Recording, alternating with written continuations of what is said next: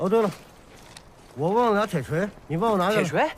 对，把你的破烂让人给我，别磕了碰了。哦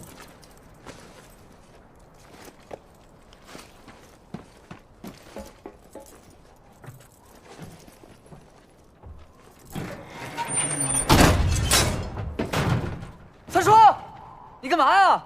拜拜了您嘞！快开门！走。梁小平，你留在车上是比较安全的。三叔，你答应过我的，我大便怎么办啊？老狐狸，想锁住我吴邪没那么容易。